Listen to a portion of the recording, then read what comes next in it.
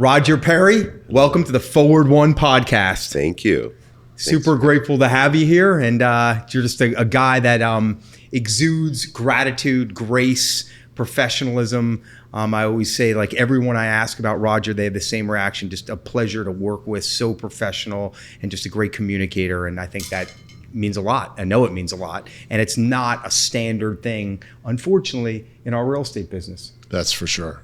And the thing that people don't understand is that in addition to being one of the things we were talking about, being a smart negotiator and having the skills that you have, just being kind and responsive, it could be quantified into, in my opinion, it could be quantified into the pricing of a house. Because if you have a realtor that makes it a pain for everybody to deal with, that effectively is creating friction in your transaction.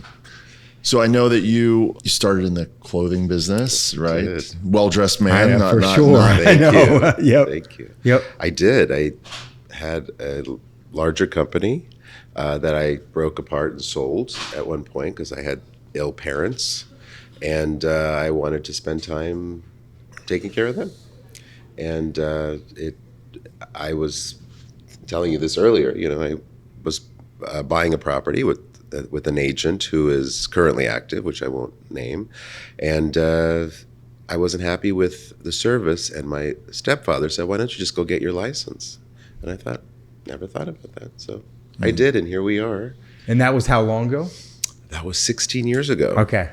A lot of people do get into real estate from their, from one of their first transaction or one of their own transactions, but they're thinking like, geez, this realtor made so much money on this deal, I should do it myself. And that's usually not a great reason to get into real estate, but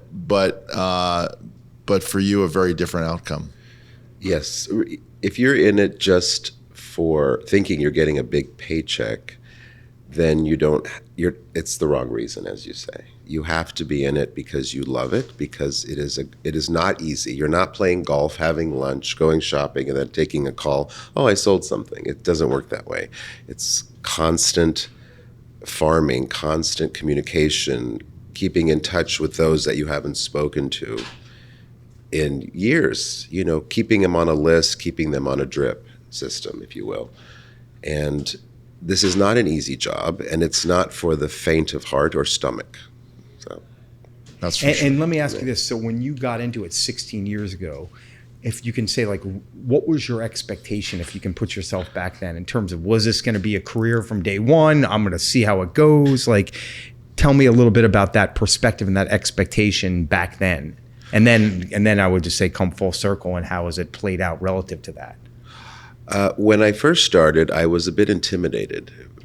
Even though I had knowledge of a transaction on a buyer's side and a selling side, I was a little intimidated by all the legalese and proper paperwork, and I was a bit of a nerd, so I studied a lot of it just to be informed, because knowledge is power, right? So that intimidation went away quickly because I paid attention to it, and I found that to be a weakness. And I familiarized myself with the areas I was interested in selling. You want to start where you want to end up, essentially. So I started in Beverly Hills, and it branched out. I sell many other areas, of course, and that's where and my business is now 99% referral. So the farming, the postcards, the social media, whatever is involved in the marketing that anyone does, at the end of the day, it's relationships. So spend time building those relationships. Everybody should know what you do. In the gym, in the coffee shop, they should be calling you for real estate advice. Because at one moment in their life, they will have a couple of dimes to rub together to buy a condo, or, I have a story actually with a gentleman who was a struggling musician who bought a $300,000 condo, and he ended up hitting it big and ended up buying a $6.5 million house with me. So again, I kept in contact with him, and it's keeping the relationship alive. I always say be super intentional about creating advocates. Like, you've already spent time with these people, whether you actually did a transaction or maybe you didn't. But you were trying to, and for various reasons it didn't work because maybe they just weren't ready or whatever. Like, they become, if you treat them well and you add value, they become your advocates and they become your marketing vehicle in many ways. And I know you well enough to know that that's like how you operate. So maybe elaborate a little bit on that, assuming you agree with it. Sure, I agree with that, absolutely. And I'll give you another example. A couple that was referred to me, they were looking to rent first, and we couldn't find exactly what they were looking for. And they decided, we're going to move elsewhere for now. They're in the entertainment business. And I just got an email from them this week, 2 or 3 years later. I don't remember the last time we spoke. We're thinking of buying now. And I kept them on an MLS strip where things that looked interesting rental-wise, I scrubbed it, then I would email it to them. And I probably do about 30 to 50 of those a day, depending on what the inventory brings us. That's just one way. Yep. There are many other ways. So one of the things that you said is, and it is important, and that's, everybody. So I'm Roger, and everybody's going to know I'm a realtor because I'm going to let them know somehow, and that's great. There's a lot of realtors, and because there are a lot of realtors, how do I now I'm not Roger, now you're Roger, and how do you communicate to me that if I have a real estate question, I should call you as opposed to the 5 other realtors in the gym? Well, that's a good question. It just depends. It has to be natural. It can't be forced. And you just find the opportunity. If someone starts talking about current events, there's a way to maybe bring up an interest rate. How do you know about interest rates? Or talk about the market. Like, can you believe what the market's doing? And then you some way find a transition into interest rates that I've been doing real estate for X amount of years, and I'm familiar with what's going on now and what's happening in the market. So it has to be a smooth transition and a smooth conversation, and have an elevator pitch almost. Mm-hmm. You have 10 seconds to show your validity. And so how do you do that? Well, show us that elevator. What's the elevator pitch? By the knowledge. It just depends on the temperature of the conversation. Okay. And if they start asking questions about interest rates, well, you better know the interest rates. Be aware of the knowledge of what's going on in the market. And then the question I get, how's the market? Well, that's a very broad question, because the market in Santa Monica and Brentwood is a lot better than the market in Hollywood right now. Mm-hmm. So it's all very, geographical, if you will. Yep. So it just depends. It's based out of need. So basically, have just a very general pitch, unless you have somebody who's asking specific questions, and be ready to answer those. To your point, and then know your audience and ask questions, I think is what I'm hearing, so you understand what's important to them. My question to you is, like, how do you talked about knowledge is power. You said that. Like, what do you do on a regular, daily, weekly basis to make sure you feel, you're knowledgeable in the market? So tell us what that looks like. Know your inventory to a certain extent, number one. Know what's going on in the financial markets daily or several times a day, if because that changes on a dime. Talk to colleagues and hear what's going on their end. And those that are truthful, because there's a lot of liars in this business. And, everything's great. I made $20 million last month. BS. Come on. I know production. So let's be real. Talk to the people are real, and exchange ideas, because that's where you learn from each other. We're all in the trenches together, so let's learn from each other. There's enough business for everybody. For sure. Abundance and not scarcity. Yep. Do you drill down into certain markets so that you said start with where you want to end up in Beverly Hills. I mean, everybody wants to be in Beverly Hills. I mean, so to say it and to do it are two totally different things. Are you going to the gym in Beverly Hills? How are you connecting to that marketplace? I wanted to be in Beverly Hills because I had bought a property in Beverly Hills. So I thought that's where my life would be centered. Things change, but I had already started in Beverly Hills. But I built a social circle. Again, it's your sphere of influence, as we talk to all agents about. And it grew. So, I became part of different social circles that know me and talk to other social circles. And there's 6 degrees of separation. Oh, I know this guy and that guy. And oh, okay, yeah, I worked with him, or I would like to work with him, So, and that's another example. The screaming baby gets the milk. So if you want a listing, or if you want to work with someone, ask. What are they going to say? No? Yep. Go to hell? Fine. I can take both. Yep.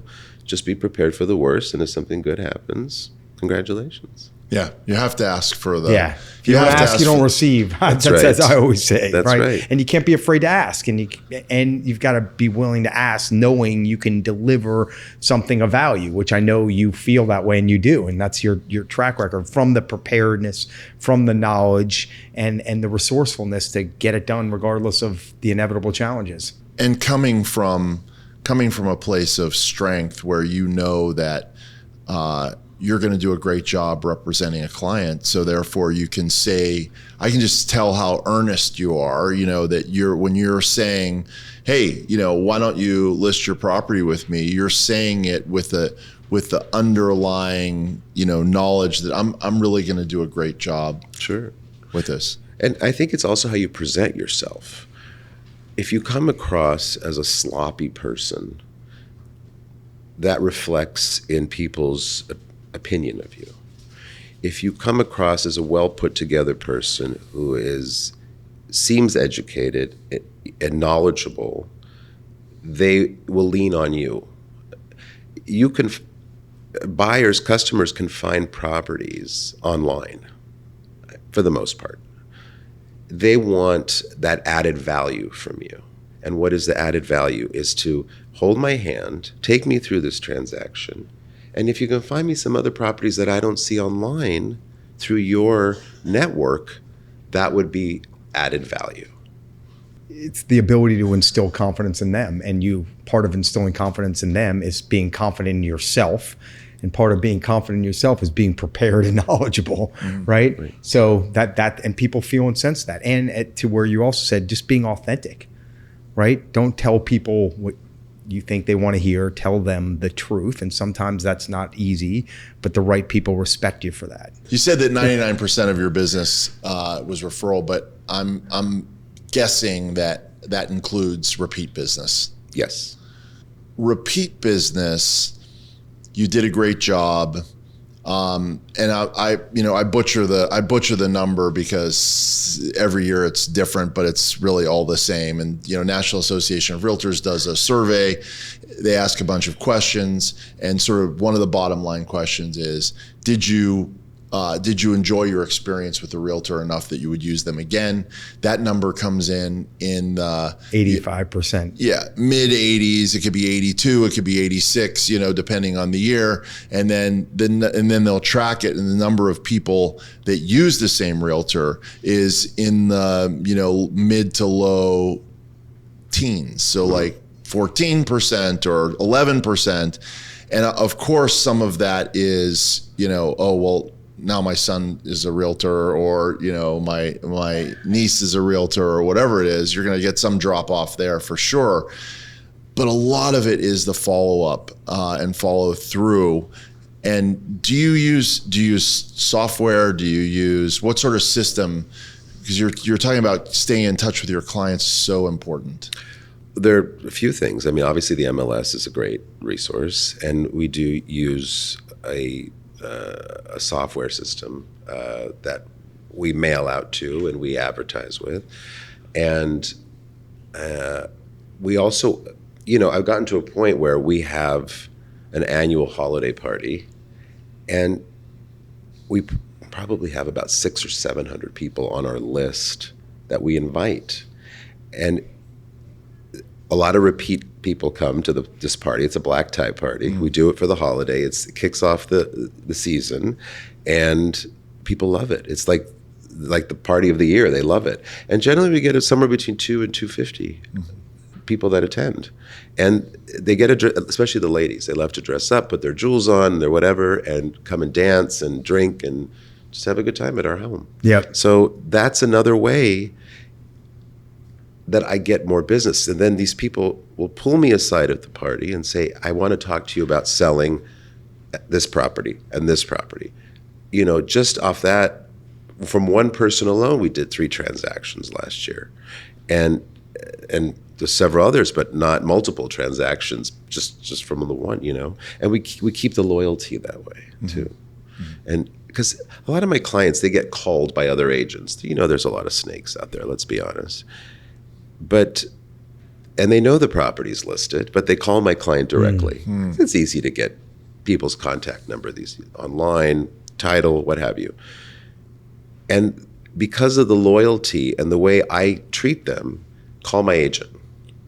And rarely they do, because they're calling to try and steal a listing, which really upsets me and gives our reputation, it gives our industry a bad reputation. So the next step is, even for people who do a great job with repeat clients. So in other words, I did a great job. I'm staying in touch. They're going to use me again. How do you get them to? Do you do anything in particular to get them to refer? Are you saying, hey, if you're not buying or selling or investing this year, or, I would appreciate a referral? Is there some sort of script or something? I know you said natural, so I want to. Sure. Every morning I'm on the phone, and I'll just call people. I was thinking about you, especially my good referral people, just to let them know what's going on, if we have any showings. If we had a showing, I give them the update. But the referral people, I call regularly. How are you doing? I heard you were out of town. How was your trip? Welcome back. Things like that. You have to just maintain the human element and the humble element. You cannot be a douchebag. I mean, we're not modeling for the cover of Summer's Eve here.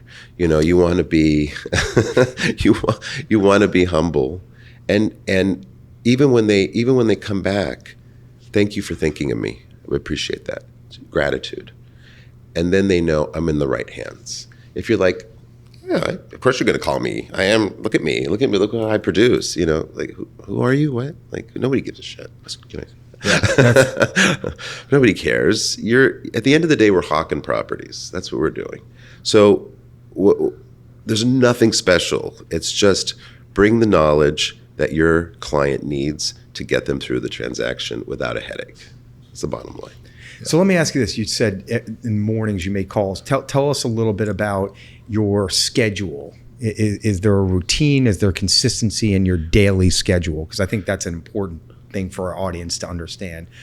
Yeah, usually I won't do showings before 11 because I like to catch up with my emails, update my clients, make my sales calls, pitch properties to people I know who are searching for a certain property, and get that out of the way. And then I'm ready to go. I mean, of course you get tons of emails, we all do throughout the day, and you manage that, thank God for technology. But it's that window of time that I am bam, bam, bam, just get this business out of the way. I know it's been done. And that's how and every day is the same, except the weekend because I spend it with my kids. But other than that, that's how I do every morning. It sounds like, too, one thing as you were saying about making those calls, you have a very proactive approach. And I think so many agents operate in a reactive way. They're responding and reacting to their clients as opposed to proactively communicating to them to, bring them value, to tell them where things are in the process. Is that correct? I mean, I know you pretty well, so I feel pretty confident in that. But tell us a little. Is that part of like you're going above and beyond to stay ahead of the curve and make sure your clients are informed? Absolutely, you have to. You have to stay on top of it so they know that you're still thinking about them. Yeah. Because there's certain clients that are looking for a certain house, for example, and hasn't come to the market. But I'll search off market and I'll let them know that. I'll say I have an APB out for you guys looking for the criteria you need. I don't have anything yet, but I'll get back to you in the next couple days and see if anything pops up. But I'm hunting. Just so they know you're thinking about them and they're not distracted and they go to an open house and Joe Smith is holding the open house. Oh, we'll just write this. Mm-hmm. But as long as you're in their head in a good way, I mean, you want to be in a positive way, then they'll keep you on their radar. Yep. Mm-hmm. Are you, when I ran you through sort of the referral piece and you're saying, really keep in touch, be grateful, be humble. At the end of that call, is there any point in that call where you're saying, hey, if your friends need real estate help, I'd be delighted to help them? Yeah, absolutely. At some points, if the time is right, you don't want to sound too salesman-y. Mm-hmm. People get intimidated or kind of like turned off by that, mm-hmm. So you can say, well, if a family member, I heard a family member's buying, or it's just getting conversation. Like I said, information, knowledge is power. So the more you can get out of them, the more you can tack on to something. Mm-hmm. Like, I think my sister will be looking in the next couple months. Have her call me and I can start looking for her, mm-hmm. and I'll get her a list of properties. So she'll have an idea of the pricing, or she wants to talk to a lender and she'll know what she can afford. And then you start getting a little bit more involved. Mm-hmm. You're asking them out on a date. You're hoping to get a couple of coffee dates with them and then get a ring for them, or from them, I should say. There's this sort of balance between, activity or I was going to say aggression, but that's maybe the wrong word, but very purposeful activity versus we coach a lot of people, and a lot of the people that we coach are doing less business than you. And we're always pushing more on the purposeful conversation versus the small talk. But somehow I know being in the business so long, it just doesn't happen. It doesn't happen on its own. Mm. You're doing some, you said it wasn't easy. You're doing some pushing and lifting and pulling, and I just wonder if I can get more of a sense of, I get the, keeping it natural, but, are you keeping track? Just start with this. Are you keeping track with how many people you're contacting a day or something like that? Sure. Yes, absolutely. I'm a little old school. So I have a legal pad, mm-hmm. and I write, and I remember better because I write it down. Mm-hmm. And then it'll occur to me during the day, like I'm going to follow up, and then I'm going to follow up. So, but I'll follow up in a very tactful way.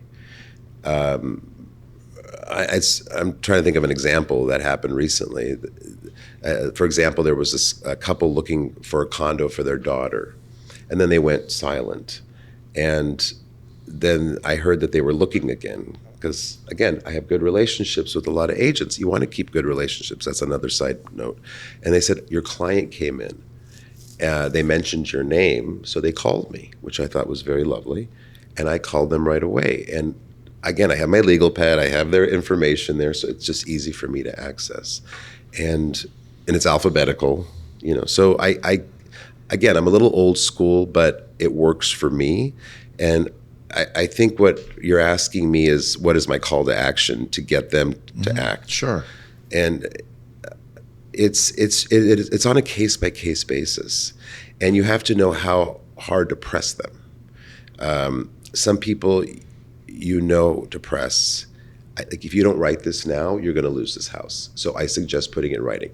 And some are so soft that you have to be like, okay, how about if I meet at your house tonight? We'll go through the offer together, and then we can sign it together, and I can explain everything to you. So I guess every situation is different. And you, again, gather as much knowledge as you can so you know how to tackle that. Know your audience, by Sure. asking good questions. And I think from, again, knowing Roger a bit, it's like leading with knowledge. That's the way I've interpreted this. Like when you're in conversations, you're not overtly asking for business, but you're leading with knowledge. So that's a gravitational pull toward those clients wanting to work with you because, hey, they see you as the vehicle, as we always say, for their success, because they see how knowledgeable you are and the options that you provide for them. Right? Is that fair to say? Absolutely. I mean, Absolutely. And there's some people that are just hardcore, and you just have to say, you need to sign that, or we just can't continue. Right. Like, you got to put them on the spot and just, go cutthroat with them.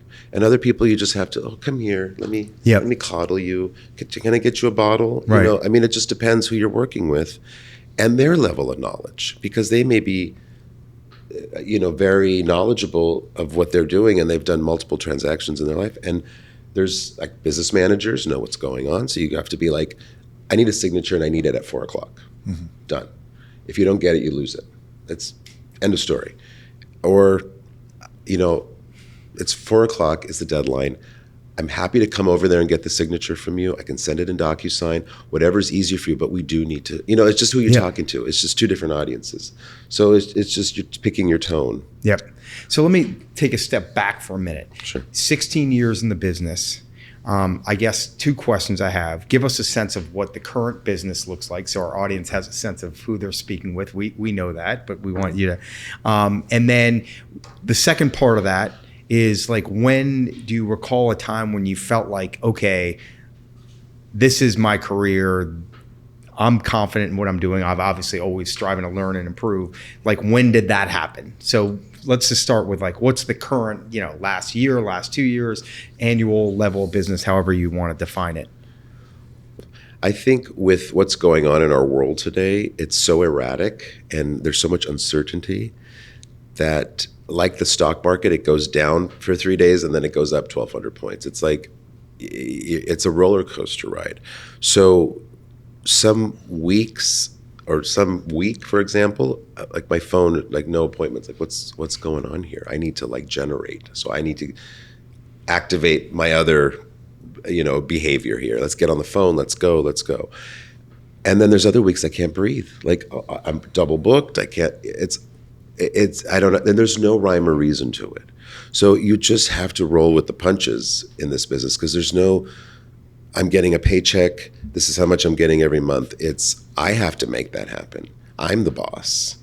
I mean, ultimately, we're independent contractors. So I can't depend on, my manager to feed me business, or my referral connection to send me 3 leads. I have to go and find them.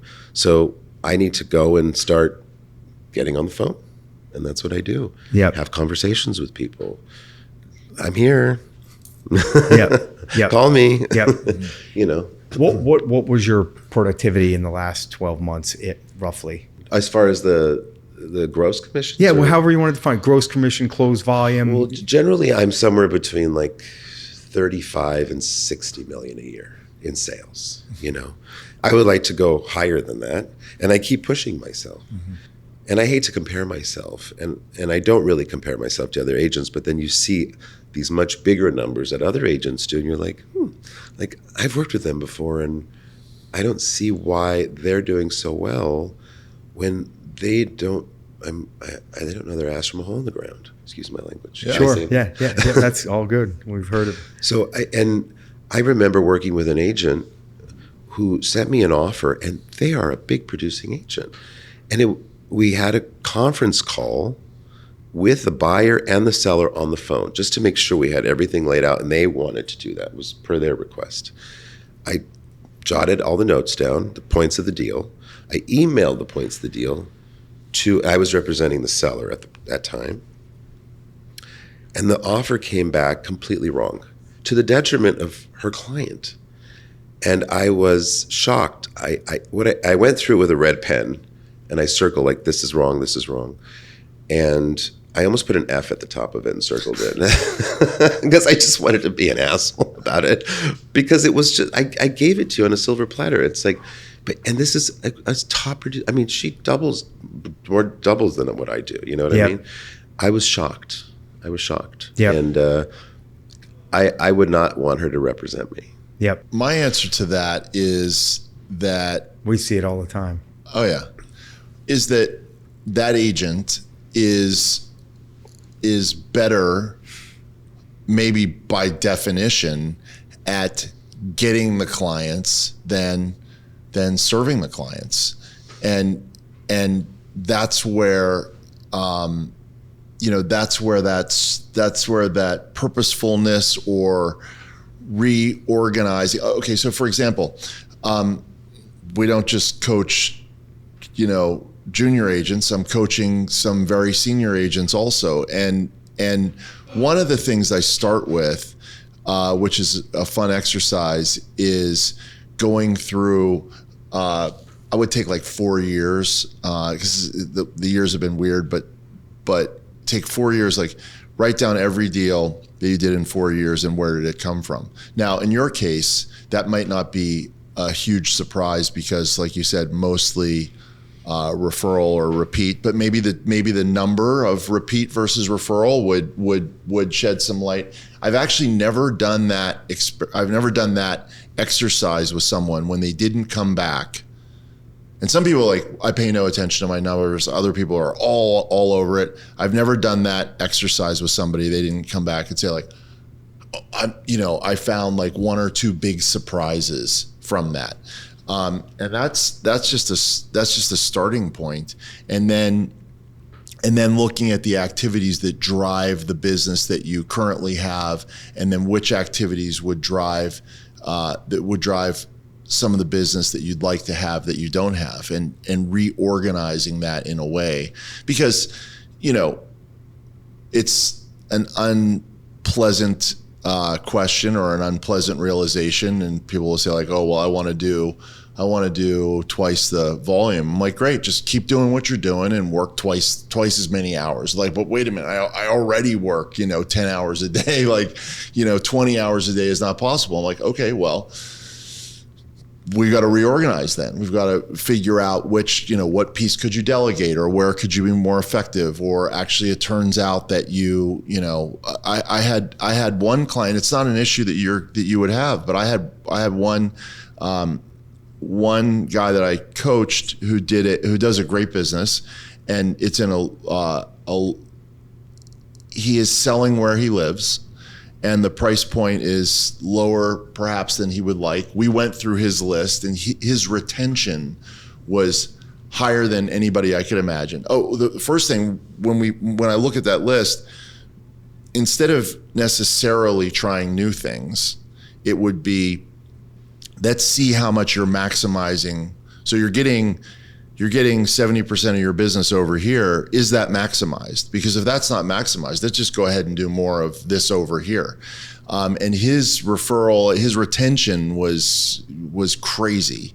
So there's not much more you can do. And he was already sort of dominating his area. He's door knocking. He's known in the area, and was formerly a lawyer.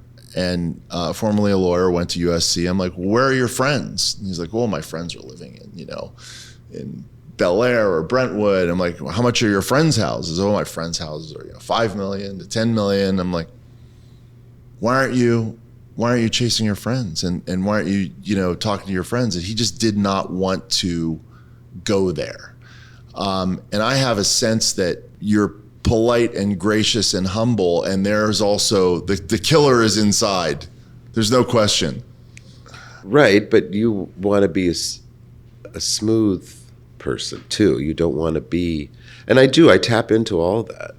And again, there's somebody I work with who lives in Beverly Hills, and this client is very loyal to me, and he's approached by so many top agents because he's this person is a prominent figure here in Beverly Hills, and he always comes to me, and I appreciate that. And one agent who says, why do you work with him? And because I don't give him pressure.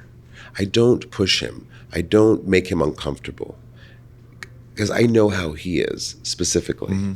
So, but he was referred by another client who ended up buying his home off market, but not through an agent, through a bank. So that was a connection he had. And that was disappointing. But I was gracious about it. I didn't let my ego get in the way. And you asshole, I can't believe I showed you so many houses and you fucked me over. And I didn't think that. We became friends, and he became a good resource for me. And not only is he a pleasant person, we're social, so we're very social together, and we go out together, and it's the friend circle. So you can't that's something you definitely have to tap into. I think that's a missed opportunity for your trainee, but I think that's another one of my elements in farming and building a business. And I think people just know I'm ideally a good person, and my job is to make sure that they're happy and comfortable, because that's a big investment for most people, is their house. And what if I want you to go to, I love the way you treat me as a client. I love the follow up and the follow through that you're doing, and I need somebody that's going to negotiate hard for me. What's your answer to me? Oh, absolutely. Well, we do that too. And we're very good at that. And I will give them examples of transactions that we did where I was able to create a record in an area or achieve a lower sales price in a maybe a difficult market, where we were able to acquire the property even though there were 10 offers on it, because I had a relationship with the agent and they were comfortable working with a person like myself because they knew we would close the deal and we would not play games. Coming back to what I had asked earlier, I am curious. Do you recall a point in your career where you felt like you were really confident that this was going to be what you're going to be doing for the foreseeable future? And if so, what helped you create that feeling?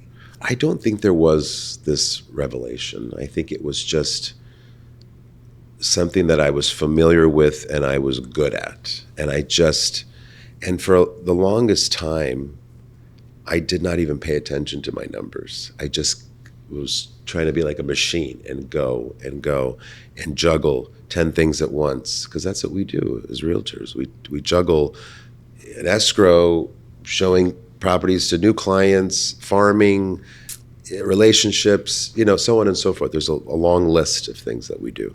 So no, there wasn't really a moment, but I knew it was right for me because the compliments that people appreciated the work, they appreciated the diligence and the concierge service that we gave them.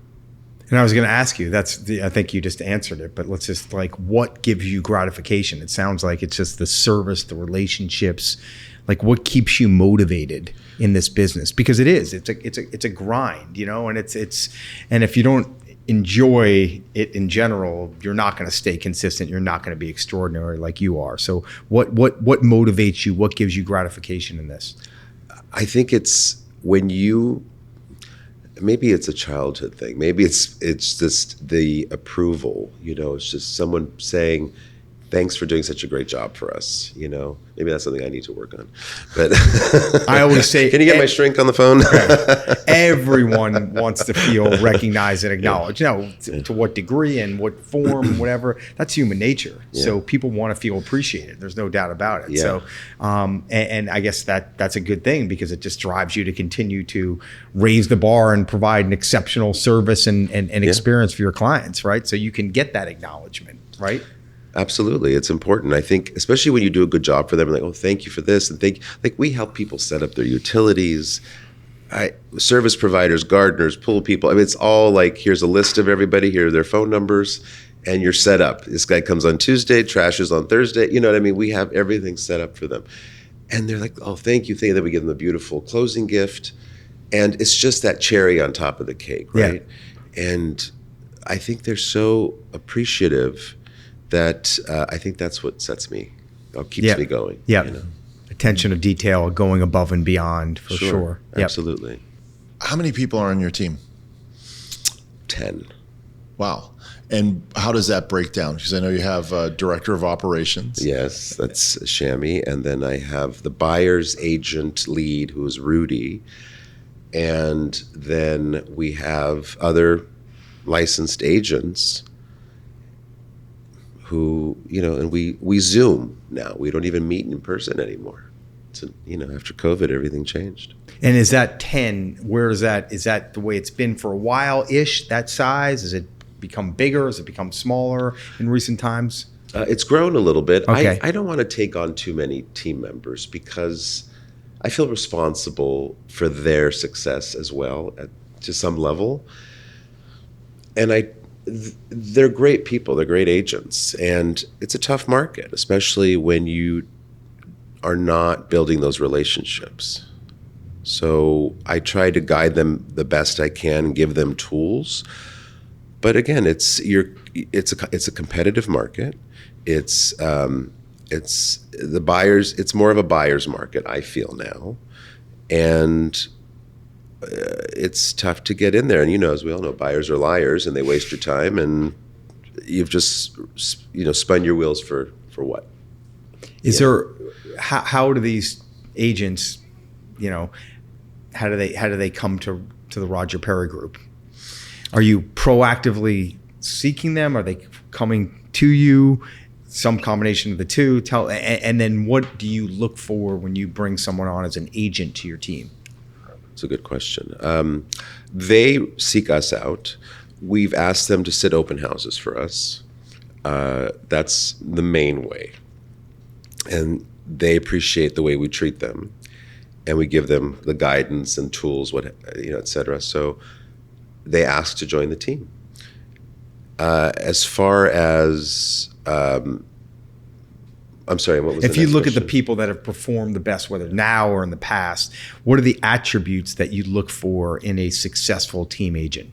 Well-spoken, knowledgeable, and willing to hustle and work, because that's what you have to do. No matter how successful you are in this business, even the people at the top of the food chain are still hustling and farming. Excuse me. They're hustling, they're farming, they're networking, and that's how they stay where they are. So that's what I look for. Yep. Are there any, and you don't have to name names, but like if you think about other agents in the business that you really respect and admire, why? Without having necessarily name them, like what are the things that you would, I guess maybe another, like what are the things that the skill set, the knowledge, whatever, that you would still like to gain and grow into that perhaps other people have in the business? I can't say I look at any of the agents that way. I admire their success. I'm very happy for them. I admire their luck. Knowing their skill set. And I think everyone should just look at your own individual performance and just see how you can be better and not, I think we always compare our worst to everybody's best. And I don't want to do that, especially as I've gotten older. So to that point, which is I was going to go there before you even said it, what are a couple of the things that you would like to do to improve your business? Because you said you want to continue to grow. Oh yeah, I would like to get into the higher price point, which is a tough arena to break into. And when you say higher price point, give us a frame of reference. What is that? I would say the 15 plus million range. The most of my business is, I would say, 10 and under, but I do more transactions. I would like to do less transactions and over $20 million. Yeah. Listen, every transaction for the most part is the same. The house may be bigger, it may be at a different location, the level of inspections and the neurotic behavior of your buyer or what have you, or seller, what have you. So I think that it's just if it's less transactions and higher price point, that's where I would like to be. To answer your question. Yep. And one of the things you said too is that you'd really like to double your business. Sure. What's the driving factor? Is it the double the money? Is it the just the extra volume? Well, I think it's just a goal that I've set for myself, but also I have to keep my family in the lifestyle they've grown accustomed to. I want them to be happy too. And, I think it's very important for realtors, because we don't have a steady income, is to own property as well. I think it's important to own rental properties. And do I need another headache? No. Why? I collect them for my kids. So that's why. So I can buy more real estate for my kids. Yeah. That's smart. And I was going to ask that, if you're investing in real estate, and Sure. what sort of real estate are you investing in? I like fourplexes in certain areas because they are easier to manage, and they're easy to flip when you have a tenant that goes out. So I'm not a slumlord. I like my buildings to be in great shape, and my buildings always get top rent for their areas because I give a good product. And I think pride in ownership is important. We had a guest on who grew up, she did not grow up wealthy, and the highlight of her teen years was attending the prom at the Ambassador Hotel. She felt like she had arrived. And I've known her for quite some time, but I hadn't been in touch with her a little while, and I had her on the podcast a couple of weeks ago. And her new pride is that she bought the Ambassador Hotel, and because financing, she said, they were hassling me with financing for hotels. The financing for hotels has got to be such a hassle that I paid cash. And I was like, interesting. Good for her. I know, right? For her. That's something to aspire to, Yeah, right? Yeah. definitely. Yeah. So I think with any investment you make, you have a formula.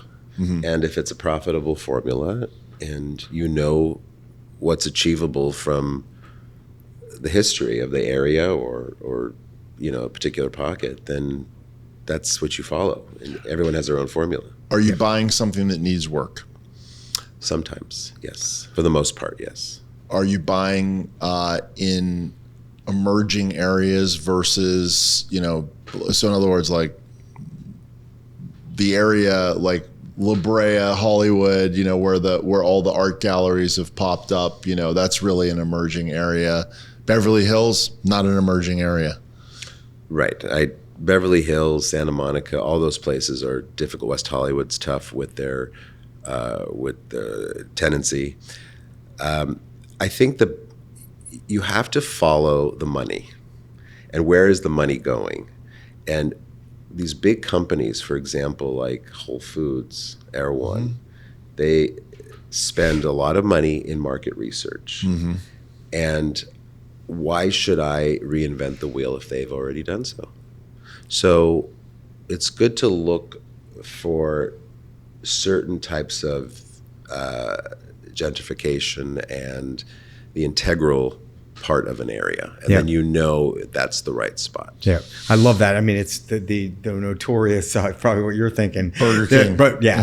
So, Burger King would always follow where McDonald's opened, because McDonald's would spend a tremendous amount of money researching the demographics and of an area, and Burger King would just locate right next door and just piggyback onto all the expenditures that McDonald's made to identify the best areas. So, Sure. I think that's just smart, of course. That don't reinvent the wheel, model proven success, right? Leverage other people's, work. Or urban infill.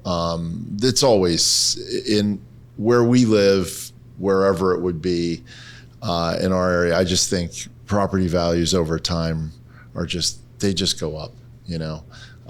People talk about a flight from California. I always like to say, haven't seen it on my street, and really I haven't seen it in LA. Yep. People may be going to move to Austin or Nashville or Charlotte or whatever, but generally the amount of people that are moving in have a higher income level, and just the cost of living, I think, pushes some people out. But generally what you're getting is a very strong demographic. It's still a very, very strong economy in California.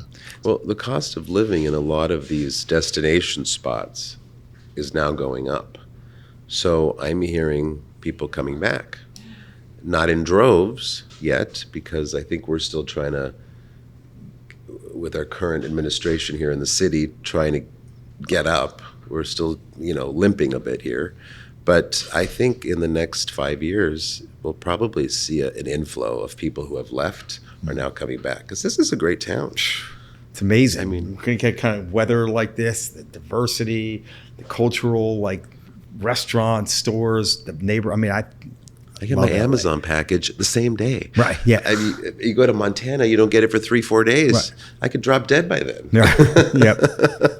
Let me ask you this: the fact that you're a real estate investor, how much does that play into your brokerage business in terms of like your clients knowing that? How much do you inform them of that? Does it depend on the client? Like the fact that you in essence practice what you preach to a large degree. I always tell real estate agents, you're foolish not to be, to some degree, a real estate investor, because you have all this information, access to potential opportunities and knowledge that others don't have. So how much is that influencing and hopefully perhaps propelling your brokerage business? Oh, tremendously. Again, it goes back to knowledge is power. And those who do can also advise. So I have personal experience with it. So I also do commercial, and I have several commercial listings as well, because I'm familiar with that arena. I'm familiar with multifamily. I'm familiar with formulas and where to buy and how to buy it, at what price to buy it. So I have you just keep building this this bandwidth of knowledge that you can give to clients, and that again adds more credibility and more people want to work with experienced agents. They don't want to work. That's why I tell even new agents, learn something. Keep learning something every day. I learn something every day. I always say I'm dumb to myself, because I know I need to learn something every day. And the more you learn and the more you know, the more of a better advisor you could be. And I think that's what clients really want. Just tell me what to do. People are too busy. There's too many responsibilities. Just tell me what to do in this arena. I trust you. I can tell you categorically, like knowing you and knowing many, many agents, it blows my mind how few of them own real estate. And the fact that you do, and you do it at a high level, I think that in and of itself gives you tremendous credibility to that exact point. For sure.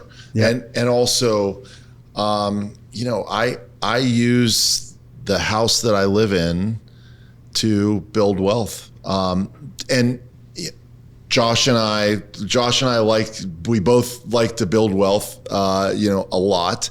And, when it came time for Josh to buy his house, we were looking, for a value add, And at the end of the day, he ended up buying something that was spectacular. So, not value add. And he just said, you know what, I work hard all day. I have a wife and a kid, and I want to go home. I don't want to go home to a construction site. And you can't blame him for that at all. The flip side is, I bought a very undervalued dump that had a lot of it's on Mulholland Drive. It has a gorgeous view, and in the infinity pool, and then so much stuff that didn't work, Sure. and that's a constant. It's still a battle to some degree, but which camp do you fall into? No matter what I buy, I will do work to it, because I'm very specific on what I like. When I bought our house, it was a total fixer. It was a bankruptcy sale from a very well-known physician. And I had sold another property because the city was giving me a hard time with a retaining wall. So I said, I'm done. I can't do this. And I sold the property, and I was renting, looking for a house. And I was actually trying to sell this house to a client of mine. And he says, it's too much work for me. And I'm like, you know what? I think this is okay for me. And it's interesting. There's certain signs that this is just a side story now. That property has two lions in front of it, and my mom was a Leo. She always wanted a house with two lions in front of it. And when I was a kid, I drew this staircase. I think I watched too much Dynasty. Yeah, a staircase that goes up and splits. And I walked in. It had the two lions and the staircase that goes up and splits. And I go, I didn't care what the rest of the house looked like because I knew it was a dump. I needed to do everything to it, and I bought the house. And everything happens. It's kismet, right? So I was on a cruise for my birthday, and that's when the BK sale was happening in the court. I'm like, God damn it. So I had a friend go to the court for me, and they didn't have, the cell service like they have now. It was like a ship-to-shore call, and there were 3 other people who wanted the house, but because the kitchen was burned out in the house and it was remediated, so there was no kitchen. Those 3 people and I had already collected cash from other properties I owned. I did a cash out, and I pulled the money, and I was ready to buy it cash, and everyone else got disqualified because they couldn't get a loan on it. So I got it by default. So everything happens for a reason. But I think, to answer your question, sorry to be so long-winded, but I like to do work to a house. So I like to buy a shit box and make it beautiful. Yeah. Excuse me. And you know what? I bought my house trying to help. It wasn't a client. It was another realtor. I was trying to help her close the transaction. And so her husband was a great ENT doctor, and his wife decided to get into real estate. And so she came to our firm. I'm like, I'll help you. And so they had a good high net worth network, and she had a great client, and they went out and they were messing around with it. And I said, well, who's the listing agent? And she told me. I'm like, oh, well, his office is 3 or 4 doors down. Like, if there's a deal to be had, we can make it happen. I walked down the hall. He's like, yeah, their price it's never going to happen. You've got to look at the house. He convinced me to look at the house.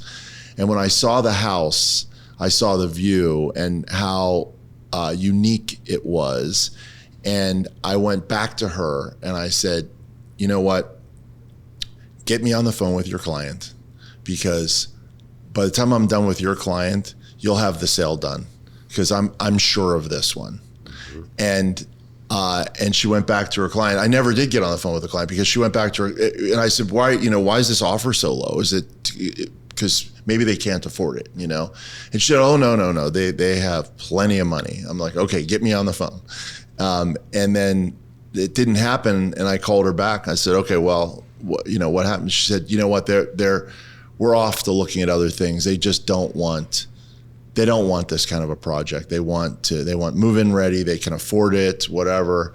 And I said, okay. And then that's when I said, you know what? Maybe this is the house I'll buy. And I went in, eyes wide open. I did all the inspections and knew that there was a lot wrong with it that we could figure out, and probably a lot wrong with it that we couldn't figure out yet. And I've got, half of it fixed. Yeah, but I couldn't have done my house without my husband, or he was very good. Like took over the whole project. Right. That was. How long, if I may ask, how long did that project take? Well, we did the guest house first, and that was. We didn't want to tear the guest house down because it's right up against the property line, and with new laws they'd make you move it up, right? So we gutted it. It's like taking a skeleton out of your body and putting in a new skeleton. So that's exactly what we did to that. So that took 19 months. Wow. Just for the guest house. But the guest house is 1,600 square feet. And then we did the main house. That took 3.5 years. Did you move into the guest house? After we lived like frat boys in the main house. We got some plumbing working. And our bedroom was our living room. Our sitting area in our primary was my office, and poetically we were sleeping in the closet. So we did the guest house, moved back there, and then we because we can monitor everything. And I was watching, and I was walking through mud with my nice shoes. But you know what? I didn't care because I knew at the end, as long as it took and as long as it felt like it would never end, it was done and to my taste. Like, you did your house to your taste, right?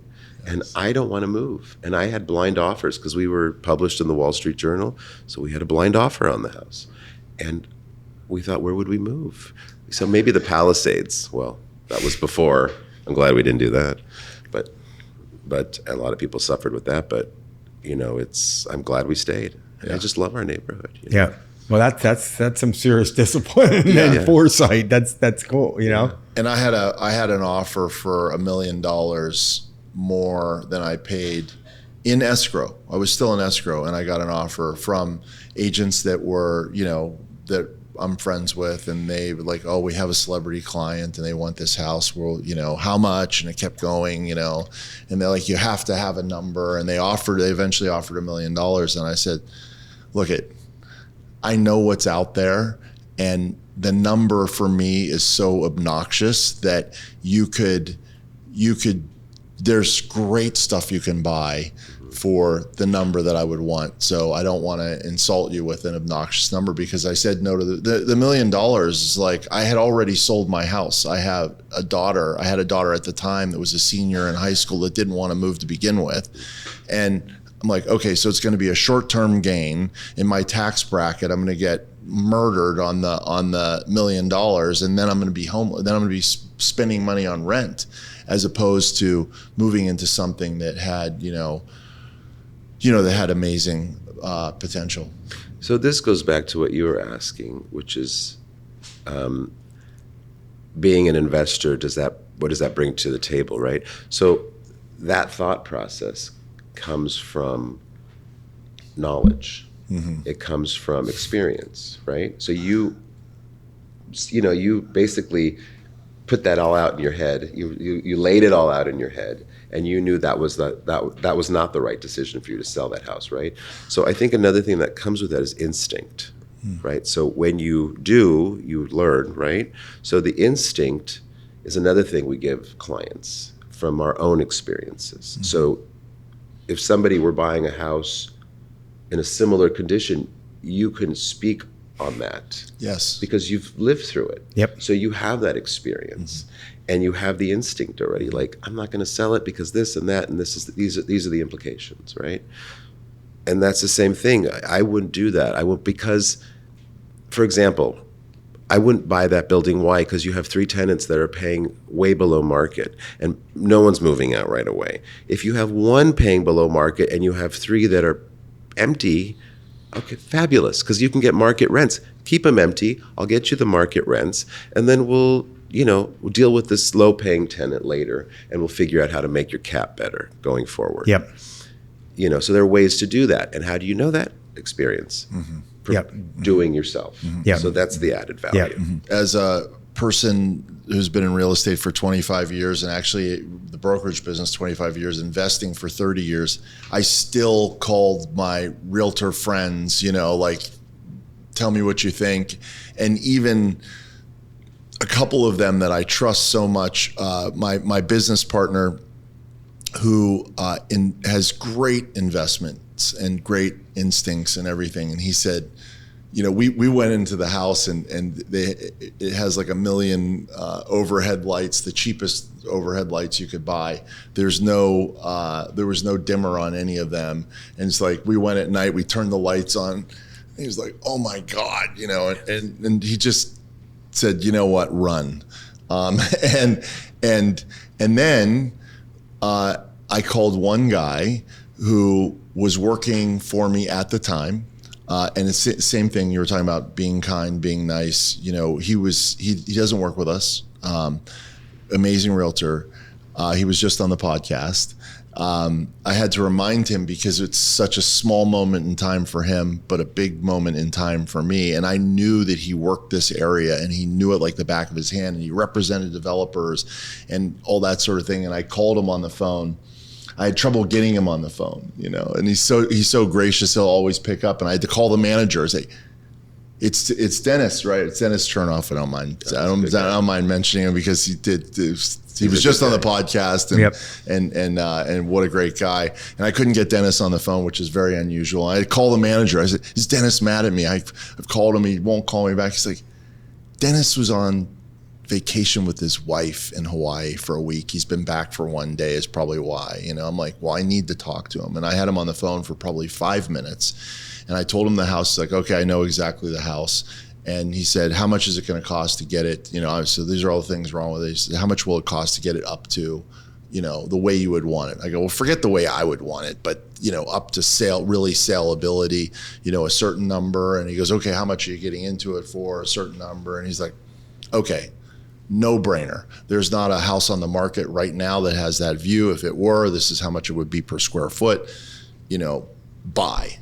And that was it. That was the end of the conversation. It was less than 5 minutes, but that's what happens when you talk to a realtor who has that kind of knowledge. And for people, this is not meant to be an advertisement for realtors, but I've said it, I'll just say it for the 40th time. I have 30 years experience investing, 25 years experience in the brokerage business. And when I bought my own home, I wouldn't do it until I called the person that knew that area like the back of their hand. And in 5 minutes, they could give me advice that, very, very smart realtors and investors and friends of mine told me the opposite.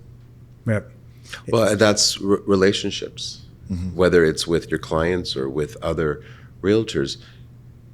It's important for the knowledge level, or even in the middle of a deal, because they may want to work with you. Say, I trust Paul because I know he's going to get this closed. I know who his clients are. He's articulated this to us, and I feel from these 4 offers, I'd rather work with this with Paul because he's proven essentially. Yep. But you had that relationship, Yep. And people don't understand that when they hire a realtor. That if you look like. One of the things you were saying, you look at a realtor and maybe they do twice the business and then you do a deal with them and you're like, okay. And my answer to that is way better at getting clients than servicing the clients. Okay, great. But when they get you, they're going to get somebody that is adding value, all the experience you have, but also just the grace inside of the deal. People don't understand that same realtor that does twice the business, when you and I have a client and I consider the client a friend, I'm not sure I want to work with that realtor because I know the kind of crazy that's going to happen once escrow opens. There's going to be missed documents. There's going to be, they have no client control. They're not going to be able to tell their buyer. Their buyer might have lots and lots of money or be an important person, but you still have to tell your buyer, hey, you wanted this house, right? So let's not get stuck in in this one minor thing or let the ego get in the way. You mentioned ego before, and it's knowing which battles and knowing when. I had a deal recently where I negotiated a phenomenal outcome for a client, and then we're in the deal, and it was an $8,000 issue, which the other side was not only 100% wrong, but they had actually been, skated a fact, hid something. We discovered it. I told my client's furious, and the other side had so much ego wrapped in it that I was able to say to my client, hey, do you remember last week when we saved you all that money? I can tell you we've discovered you're right on this. $8,000 is important. I know you've got a lot of money. $8,000 is important to me as it is important to you. You shouldn't throw it away. They have so much ego wrapped into this. Let them have the $8,000. We won. We saved couple $100,000 over here. 8,000, let them have at it. Yep. And that's the difference, taking the ego out of it. And that's the negotiation skill that you're talking about. Right. and being able to be solid and know that Yeah, the person. the voice of reason and not lose sight of what you're ultimately trying to accomplish on behalf of your client. Who cares who gets the credit? Let's accomplish the goal. Well, that's the point of the relationship too. It's if you know who you're working with, then you can have an intelligent discussion and let's strategize to satisfy both our clients. Let's Absolutely. find a happy place. Yep. Nobody has to get screwed in the deal. We just will find a happy place. Yep. You know what I mean? I'm out to screw you. Yep. I'm going to get every penny from you. Yep. Yeah. Yep. Fire? Sure. Let's do go. it. So we have what we call a fire round, and sometimes some very deep questions, but we don't comment because we could talk about them forever and just tell us what comes to mind. Yeah. Okay. What's the attribute you most admire in others? Attribute. I would say diligence. What's your idea of perfect happiness? Being with my husband and my kids at home, in our home. I just love that, being there with them. What's your greatest achievement? I think my children, especially that we're gay parents. What's your greatest fear? I think failing. That's a big fear for me, is failing. And I think that comes from childhood. Again, we got to get my shrink on the line. Speaking of childhood, what's your favorite childhood memory? I think making my mom laugh. What's the number one thing you want to instill in your children? Just be happy and centered. What's a talent you'd most like to have? Fly. I mean, a real talent. I think being more vulnerable. I think that's a talent. I see people who are so vulnerable, and I go, wow, that like hugging and doing. I'm like, wow, that's amazing. And I didn't grow up with that. So when I see that, I admire that. What's your greatest extravagance? Shopping. I love shopping. I love good designer clothes. I like to dress well, What are some of your favorite designers? Oh, am I allowed to say them? Sure. Oh, I love Dior, Alexander McQueen. Oh, sorry, Givenchy. Those are my favorites. Yeah. So there are many amazing hikes in greater Los Angeles, and I know you're very active. So you go on a hike, you climb this, great little, mountain, and below is your friends, your family, your community, the people you really care about. And you get to shout down to them one thing. What do you shout? Come join me. I love it. I love it. Good stuff. Amazing, Roger. Really.